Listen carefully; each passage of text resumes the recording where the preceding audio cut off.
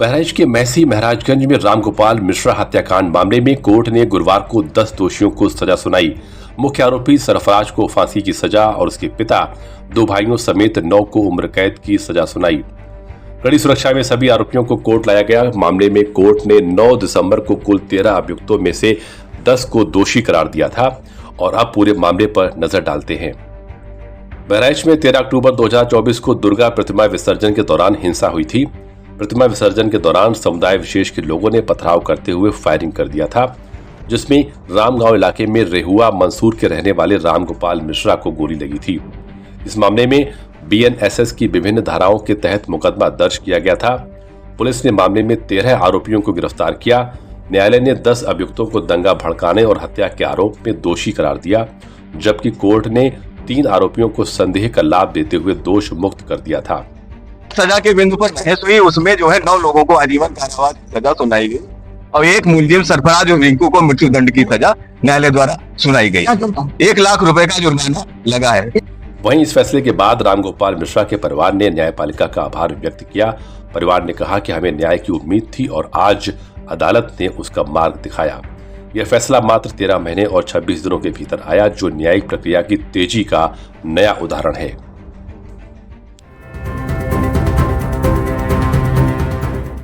पर्यटकों के लिए अब शहर घूमना और भी आसान होने जा रहा है, क्योंकि लखनऊ घूमने का अनुभव अब बिल्कुल बदलने वाला है। दरअसल 1090 चौराहे से पहली बार electric double decker tourist bus दौड़ने जा रही है। जी हाँ, राजधानी के ऐतिहासिक, धार्मिक और सांस्कृतिक रंगों को एक ही सफर में दिखाने वाली ये हाईटेक ई-बस अब पर्यटकों को नई नजर से पुराना लखनऊ दिखाने के लिए तैयार है।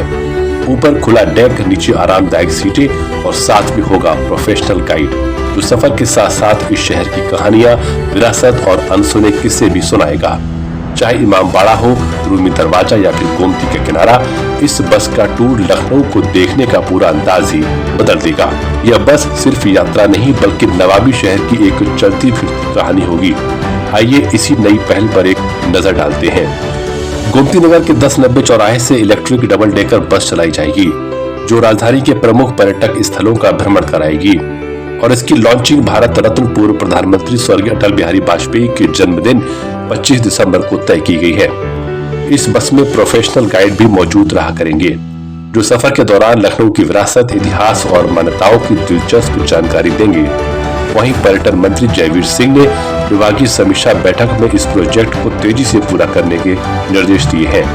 जो हमारी ऐतिहासिक धरोहर है, उन सबको चिन्हित करते हुए रूट हमारे पर्यटन निगम के द्वारा तैयार किया गया है। उसमें वो बस निश्चित समयावधि में यात्रा कराएगी।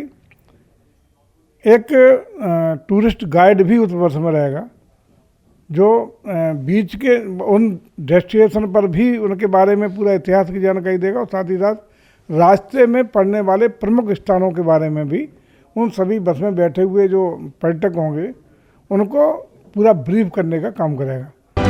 सरकार का ये कदम लखनऊ के पर्यटन को एक नई पहचान देने वाला माना जा रहा है। जहां एक ओर पर्यटक बिना परेशानी के शहर की सैर कर पाएंगे, वहीं दूसरी तरफ डबल डेकर ई बस राजधानी की खूबसूरती को नए अंदाज में दुनिया के सामने पेश करेगी। वहीं विभाग का कहना है कि पर्यटन सुखद भी होगा और तकनीकी रूप से आधुनिक भी। अब इंतजार है 25 दिसंबर का, जब अटल जी के जन्मदिन पर लखनऊ एक नई यात्रा की शुरुआत देखेगा। प्रदूषण मुक्त भारत बनाने के लिए हमें अलग अलग मंत्रालय की तरफ से जो भी कार्यक्रम ली गई है, आप लोगों ने देखा है, आप लोगों ने भी सहयोग की है।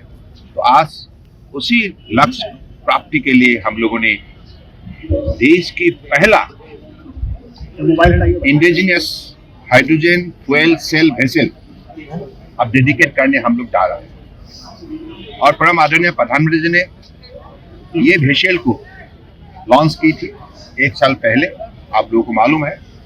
तो आज मैं माननीय प्रधानमंत्री जी के निर्देश के मुताबिक कि हाँ, आज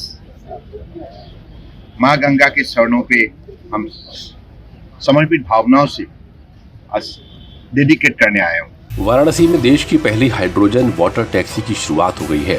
केंद्रीय पत्तन, पोत, परिवहन और जलमार्ग मंत्री सर्बानंद सोनेवाल ने काशी के नमो घाट से हाइड्रोजन जलयान को हरी झंडी दिखाकर रवाना किया। गुरुवार को वाराणसी में कोलकाता से लाए गए हाइड्रोजन क्रूज ने गंगा की लहरों पर रफ्तार भरी। इसके साथ ही वाराणसी हाइड्रोजन क्रूज चलाने वाला देश का पहला शहर बन गया। इस अवसर पर केंद्रीय मंत्री ने कहा कि ये उपलब्धि प्रधानमंत्री की मेक इन इंडिया की प्रतिबद्धता और सभी क्षेत्रों में हरित परिवहन की ओर बदलाव की दर्शाती है। स्ट्रेस को हम अधिक ऑपरेशनल बनाने के लिए, चाहे कार्गो हो, चाहे पैसेंजर हो, चाहे क्रूज हो, अलग अलग भिन्न भिन्न प्रकार की वेसल का हम इसका गतिविधियाँ बढ़ाएंगे। और आप लोगों ने देखा है पिछले 11 साल में जो बदलाव संभव हुआ है, ये सिर्फ इसलिए संभव हुई है कि माननीय प्रधानमंत्री जी की जो दूरदर्शी नेतृत्व है, जो कुशल नेतृत्व है, उनकी नेतृत्व ने आज सभी विभाग को, सभी मंत्रालय को आज शक्ति दी है, दिशा दी है, साहस दी है। और अब इस हाइड्रोजन वाटर टैक्सी की खासियत के बारे में भी जान लेते हैं। इस टैक्सी में एक साथ 50 यात्री सफर कर सकेंगे। वहीं इसका प्रति व्यक्ति किराया 500 रुपए है। ये टैक्सी एक दिन में 7 फेरे लगाएगी। शुरुआत में ये वाटर टैक्सी नमो घाट से रविदास घाट तक चलेगी। बाद में भविष्य में इसे 80 घाट से मार्कंडे धाम तक भी चलाया जाएगा। वाटर टैक्सी का संचालन भारतीय अंतर्देशीय जलमार्ग प्राधिकरण के तहत जलसा क्रूज लाइन करेगी। हाइड्रोजन ऊर्जा से चलने वाली वाटर टैक्सी अन्य की तुलना में कम समय में ज्यादा दूरी तय करेगी। इससे ईंधन की बचत होगी। ट्रायल काशी में शुरू किया गया है। सफल होने पर दूसरे शहरों में भी यह सुविधा शुरू होगी।